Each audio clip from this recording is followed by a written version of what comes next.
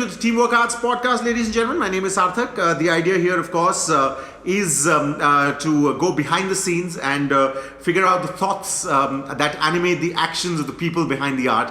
And today we have someone who carries quite lightly on his shoulders the legacy of a legendary name, actually, Quasar Padamsee. It's an absolute pleasure to have you on the podcast. It's lovely to be here. Wow, I mean, to get to be on a podcast and talking art and theatre is always cool. It's actually this whole podcast thing is quite liberating, isn't it?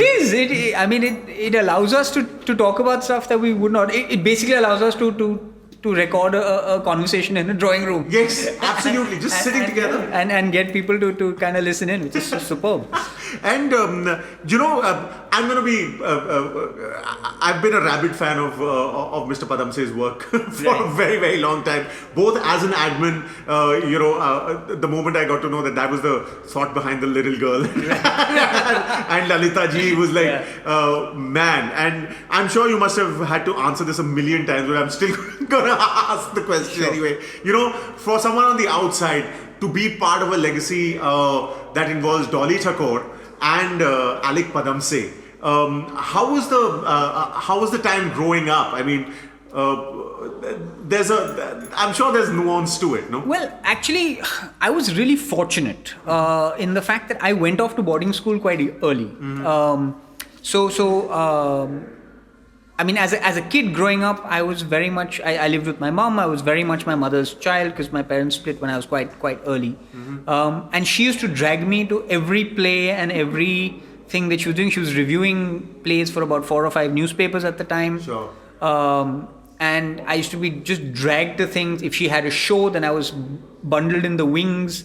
And I went grudgingly, as a child. And in those days, this is pre-babysitter days. So, of course, your single mother will drag you everywhere. For sure.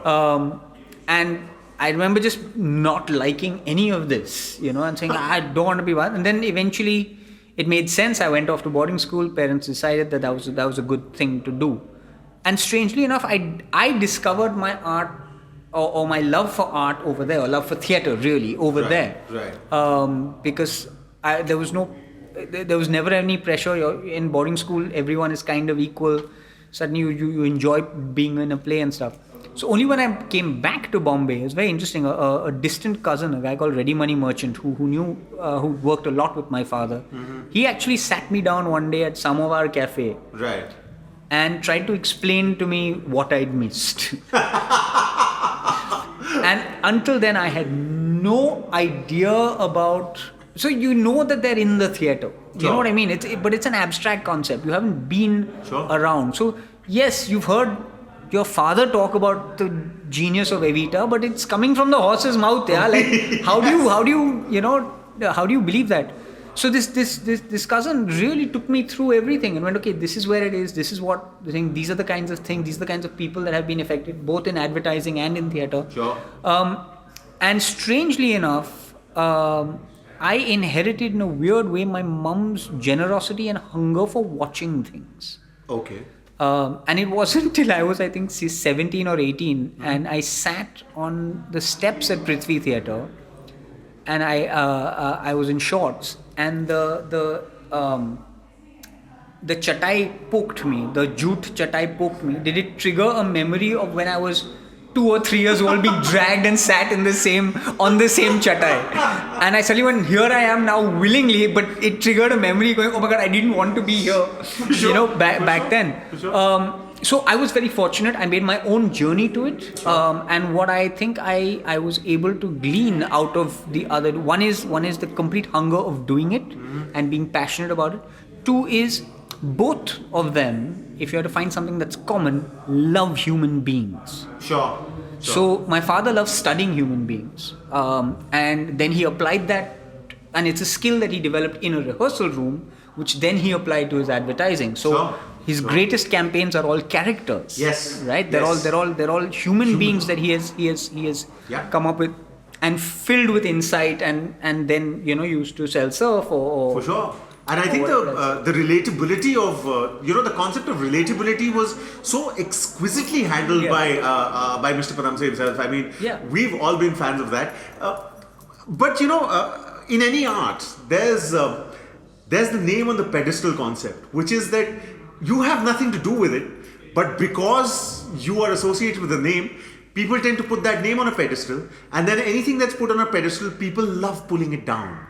Have you had to suffer any of that pulling down process because of the surname that you have? Not that I'm aware of. Again, you could say it's a double-edged sword. Sure. I remember when I was directing my first play in college. Sure. Someone made a loose comment like, "Yeah, he'll just put his name there. Dad will come and direct it." Something like that. And I remember that really hurt me.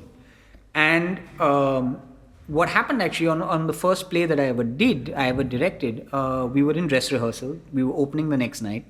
We were in the college and we were midway through Act 1. And apparently my father turned up outside. And, college being college, everyone's like, go in, watch this. And he said no. And he waited outside. He waited till interval, came in, handed us a cake to wish us all best of luck. How wonderful. And left. And the ushers, they're all student ushers, and they're going, why, sir, you can watch, why can't you watch? And he went, no, I'll see it on opening night. And it was a little thing, but it was, now I don't know whether he had other engagements too or whatever, but what was really lovely was, it was a, this is yours, you do. Sure. And that level of faith was really wonderful. It was very liberating. Sure. Then you weren't bogged down by any kind of theatre, any type of theatre. It was just, now you do. So in terms of were people more critical because maybe there's expectation, never from within. Okay. I've always been allowed to do what I wanted to. In fact, when I decided to do theatre full time, me and two other friends, the three of us had a lunch one day, and we said, let's try. We don't want to be 30 and say, hey, we wish we had. Sure. I was 21, Thakore was 22, Carl I think was 20 at the time. We said, chalo, let's try. So we all went back to our parents and we went, acha, give us 1 year. 1 year you have to house us and feed us. We're doing this because we were all finishing various things. So I quit my job in advertising at the time. But the bizarre one is we all went, so Carl's parents were like, yeah, okay, if this is what you want to do. Thore's parents actually came up with a very practical answer, which is like, if you really believe in it, give it 3 years. I got the most resistance. Okay. Right? And I'm like, guys, I was looking at both my parents going, you guys are the arty types. What the hell is this? This is your dream, So my father was worried that I'd lie in bed till 4 o'clock in the afternoon every day and then, do a couple of hours of rehearsal and become one of those. And my mum knew how hard it is for an artist and really didn't want that financial chaos, which still exists, but it is chaos. But remarkably, within I think the first 6 months or whatever, when they realized it wasn't how they had thought it was, they came on board very, very quickly and then said, do. Sure. Right? And to their credit, they never made a peep about it after that. Sure. And we've been very lucky. We've done a lot of work and all of that. So that's been the only internal strife I've ever had. Right. In that space. There's also now, of course, taking the Thakore Padamsee part out of it and focusing a little on the Quasar journey. You've of course set up your own. You've had a career in advertising. You've set up your own setup for theatre. Now if memory serves me right, it's 20 plays old now. You're somewhere in there, in the vicinity. That, yeah. So how's that journey been? And considering that we live in fraught times where everything gets an attribute, your work is always attributed to something else, and the thinning of the skin in the world, all across the world, has put, and correct me if I'm wrong, put a lot of pressure on creating art as an independent entity. Have you faced that? How's the change been from when you started to what it is now? So so I'll say this quite, at no time in our history, I think, has theatre been more exciting and varied than it is now. And I say this as an audience member. Right. I'm a theatre-holic. I watch 100 to 150 shows a year, right? Sure. I'm spoilt for choice, from stuff that's happening in basements and terraces and little rooms to stuff that's happening at the Opera House or happening at the Jamshed Baba. There's big scale, small scale, there's stuff happening outdoors, there's Beauty and the Beast at one end, and there's a really small Chakkar ke Panch Dane at the other. it is the most exciting time. There are more people doing theatre, more interesting kind of work that's happening, more varied kind of work that's happening. And that's been the journey of the 22 years that I've been working. Sure. My own contribution in that has been very, very, I say personal, but it's more group will, right? Because I'm part of a collective at QTP, and we've worked together, and we've tried to constantly keep reinventing ourselves. The difference is that when we started out, the only model was try and get a sponsor, sure, and then do a play. Of course. And the problem with that is then you're picking plays that are determinate on a sponsor. So you'll pick stuff that is safer, you pick stuff with certain actors because they are marketable, and the sponsor may or may not come, but you're doing all these decisions before you've created the work in the hope that you might get the money for the work. And there was a moment, there's a guy called Vivek Rao who's kind of one of my bosses at QTP, and he's the producer, and he basically came and reshuffled how we work. So we do other work for corporates, right? And then we take that work and we put it into whatever theatre that we want. Sure. So nobody's going to sponsor a play about Tibetan refugees, right? Sure, of course. But that's the play we wanted to do. So rather than file that away and then do something else, sure, what we've done is we've gone off and made our money doing something else and taken that money and put it into the theatre work that we want to do. And that is very liberating. Artistically, creatively, it's been incredible. I'm sure, because as you said, I mean, I myself have an interest in theatre, and even in Delhi, the scene, like, there have been theatres which involve the audience themselves across floors. They take up places. It's phenomenal. Yeah, Crow are doing fantastic work like that. They're doing phenomenal work there. But as you said, what you said about the sponsors is now, to an extent, becoming increasingly true for the social sanction as well, which is that you have to second guess yourself, you have to start thinking whether this independent expression will attract judicial action. Have you ever felt the constriction of space in that way, artistic space? So I'll tell you this much. First, a disclaimer, most of the work that I direct is in English. Right? So far, English theatre has always not mattered in the same way that a Marathi theatre. I come from Bombay, so Marathi theatre has mattered. So the eye on regional language theatre or even Hindi theatre is much, much stronger. I mean, Mahesh Tatani did have some trouble with one play which was about a Pakistani writer, but otherwise, generally the government and non-government forces. And non-government is quite important because they seem to be running the show right now. They usually have had problems within the regional language. So we have not actively had a problem. Right. But do I feel the threat? Yes. And have you started second guessing? So I have. I mean, I want to dive deeper into that end.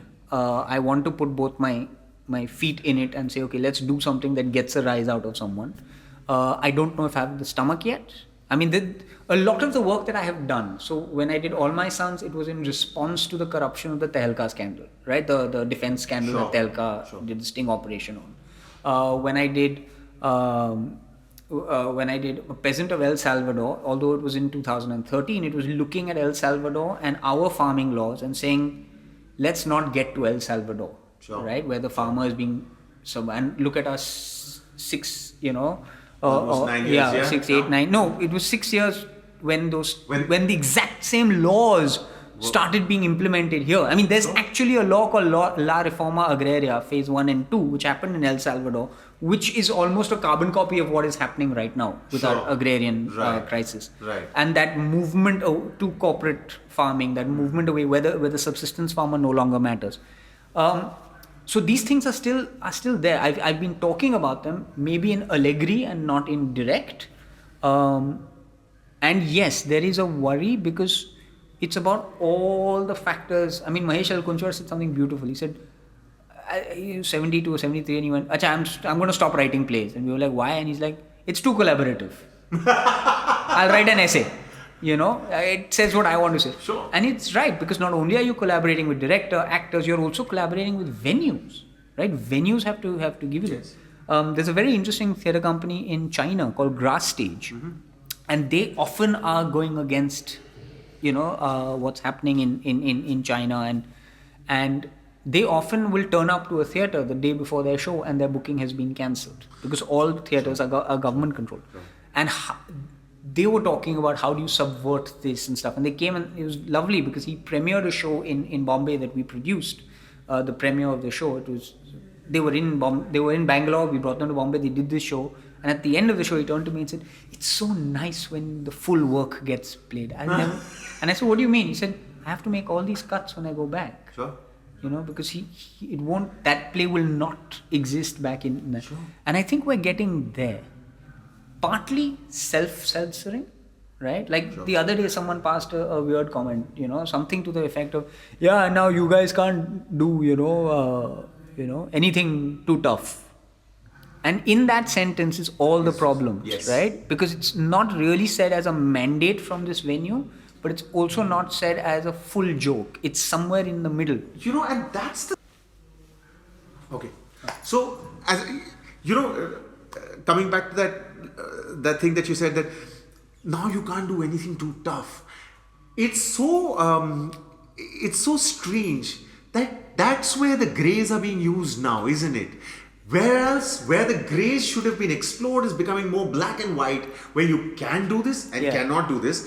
But saying that you can or cannot do this must always be grey. So that's the problem, right? On the one hand, it's that horrible Indian phrase, like kindly adjust. Yes. I'm from Bombay. It's the word you hear all the time when you travel on the train, when there are kindly adjust. One squeeze and one fourth person will sit at the corner. But it is really a problem, because the argument is invariably ridiculous. A few years ago, there was a controversy in Bombay over Agnes of God, right? The poster had, and the whole Agnes of God is about a nun who gets pregnant, and there's a faction from the Catholic community that went completely, they were threatening violence, there were death threats, and I was part of the theatre team that went to represent at the minister's house where this whole argument was happening. Sure. And my whole thing is, guys, you haven't even read the play, right? Yeah. The end of the play, so yes, there is a nun who a young nun who believes that she has been immaculately impregnated, when actually it may be the shepherd, it may not, whatever. But the whole play is actually about the psychiatrist, by the end of it, questioning her lack of faith. Oh, wow. Right? It's actually the end of the play is her thinking belief is such a beautiful thing, in religion. Sure. I'm an atheist. I should be offended by that end.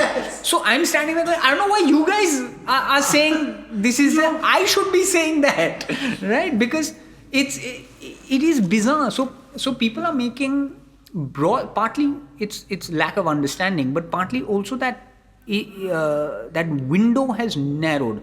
I can get offended about anything, and it is your right to get offended, but does it change anything? Why is it? And why must offense be action? That is the problem. Because that is where it is, that we were a society where at some point of time, the Shankaracharya, to become the Shankaracharya, had to go across the country debating all schools, various schools of thought, to actually get himself to be the Shankaracharya. Yes, absolutely. The debate would go on for months, and now it is that the field of debate has shrunk to literally pinpoint. But there is no debate. There is. That's where the problem is. I'm okay if someone puts up the hand and say, "Hey man, I didn't like that," and what is it? And then you have that conversation. Yes. And that conversation is where you get to go, okay, I agree with you, I disagree with you, and that's it. The reason that you have conversation is to change minds. But the moment the threat of violence, the picking up of the gun, on anything, on this. I mean, what happened with these guys in at Serendipity, right? Or what happened with these guys in Jaipur with Jinns of Eidgah, right? It just it defies logic, because if you watch the play, it's actually helping what you're talking about. It's And I helping think- us be better human beings. You know? Also, I think there's this whole thing that the scope of listening has literally gone, because everyone is watching, listening with an agenda. Somebody put it very beautifully where they said that if it's a debate, no one's listening, everyone's waiting. Yeah. You know, that I need to put my point across, and I think that's where the blacks and the whites are literally shrinking space, isn't it? So I mean, it's really, I mean, right now, right? We're in the age of Rihanna's tweet right now. Okay. Yes. And I like Rihanna. I think she stands for a lot of good stuff. I like some of her songs. I don't like some of her songs. For sure. I am not in favor of Kangana's politics, but I liked her in Queen. And that paradox should be allowed. I can't hate everything that she has done. And similarly on the other side, you agree with someone or you disagree with someone on a series of things. Where is the nuance in the conversation? It's the facet, and a facet is an integral part of. So now here's the problem, right? Artistically, what has then ended up happening is then the window has got very, very narrow, Sure. right?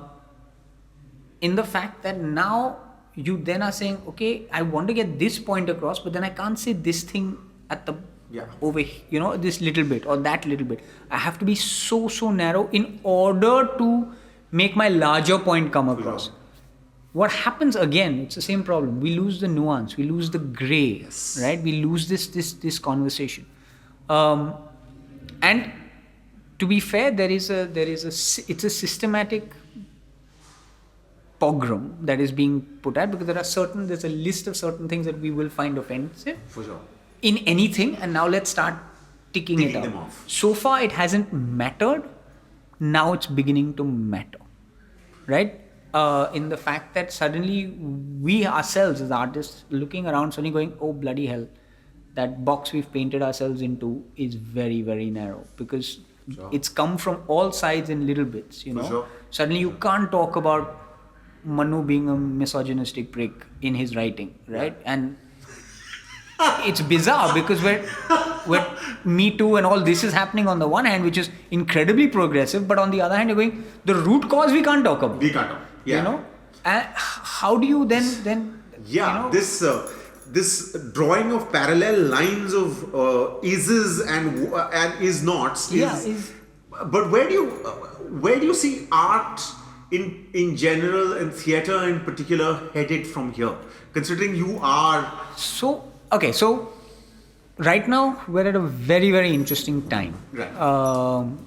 And it is make or break time. A few months ago, or a few years ago, I had wanted to create a piece of work with a group on in principle it was called The Gaze, and it was about being looked at, Gaze, Sure. and being looked at, and what it is for a woman to be looked at, and I just want to explore that as a concept. But once the JNU riots happened and the CA riots happened and all, I can't if I have to create something and I have to go into a room to explore it, I need to explore that. Sure. You know, not that the other thing is not valid, but this is what really is bugging us all right now, and what I think should be explored at this time. So I haven't created a new piece of work in a while because I haven't been able to get in. Sure. I do also think that post-COVID, the theatre has a huge role to play, because it brings us back to being in the same room as someone and watching them with curiosity. Something that we've stopped doing, For sure. you know, generally online and in our lives, but also because of COVID, we look one guy at the shop. You're always looking at the guy saying he's going to, you know, infect me. Yeah. You know, like today I took a flight and I was looking at the guy next to me as though he wanted to kill me. You know, and I hated feeling that. But For sure, but it was there. yeah, it For was sure. there. Absolutely. So I think the theatre has a huge role to play because you're in the same space, right? And you're looking at someone and you're wanting something out of them. You're wanting a performance. You're wanting to appreciate them in whatever way. So I think the theatre has a role to play. Politically, I believe what is going to come out in the next 4 or 5 months from the younger people is going to be much more interesting. There's an excellent play called Mia Boy Diaries, all right, which happened at Thespo this year.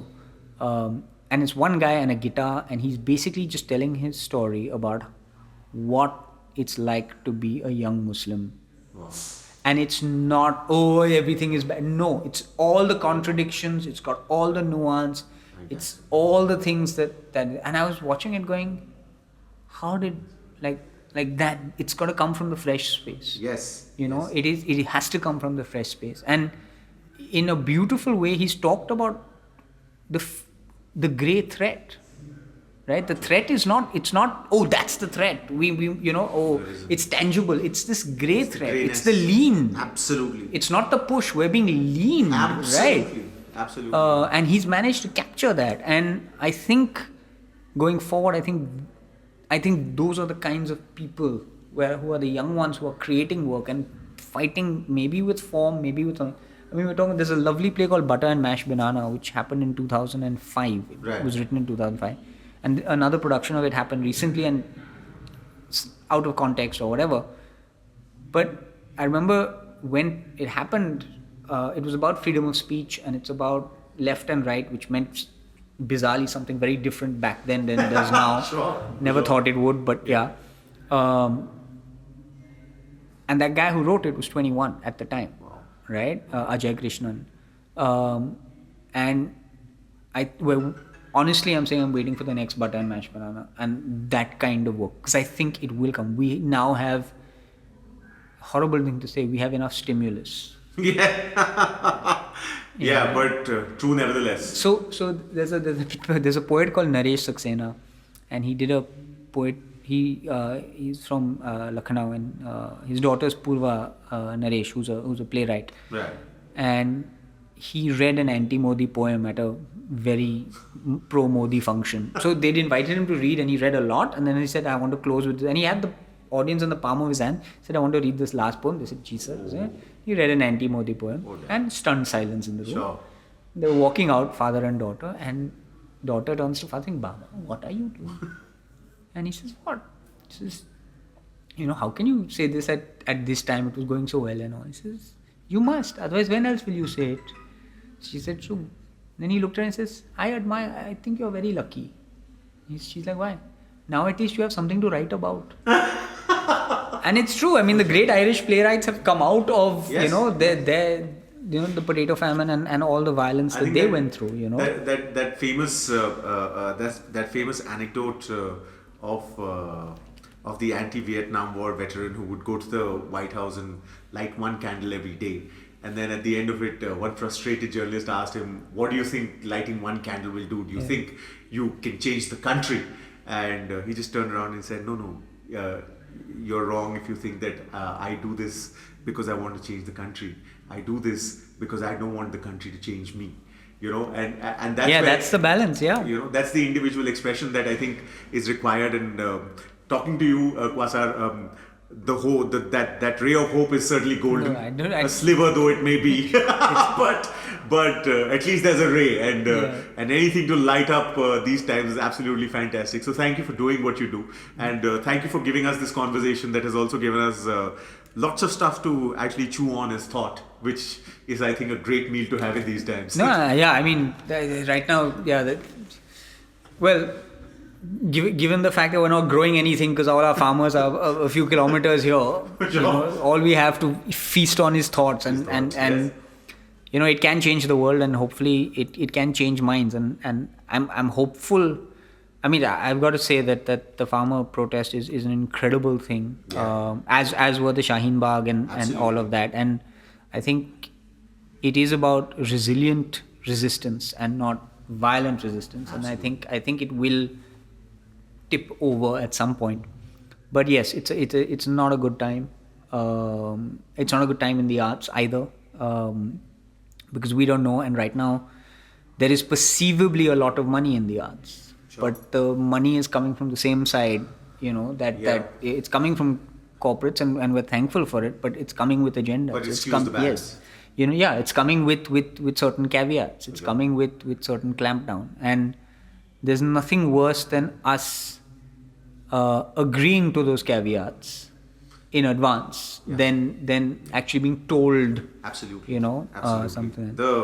As they said, the banality of evil. Yeah, it is. And it's being done in very, very soft leaning ways, and we've got to fight that. But I have a lot of hope that you know, there will be some fantastic art which then hopefully will change minds and stuff like that. And if we don't have hope, what else have we? So That's true. We must have hope. I mean, I do believe like some of the cartoonists like Satish Acharya and Apu Pen and stuff are doing phenomenal stuff, you know. I mean, Rashtraman is genius. It's just genius. Could not agree more, I tell you. But it's been, for us, it's been absolutely wonderful having had this conversation. I hope you had fun. Yes, very much so. Thanks so much, man. But thank you for joining us, and we hope to see a lot more from you. Thank you. Make us keep chewing on that very important entity called thought. Yes. So thank you for that. That's Quasar Padamsee, ladies and gentlemen. There's of course stuff to think of. We leave that to you, but for now we'll leave you with just a thought about how important it is to not be banal about evil and to, however possible, stand up for what you think is right. That is important. Thank you for listening. This is, of course, the Teamwork Arts Podcast.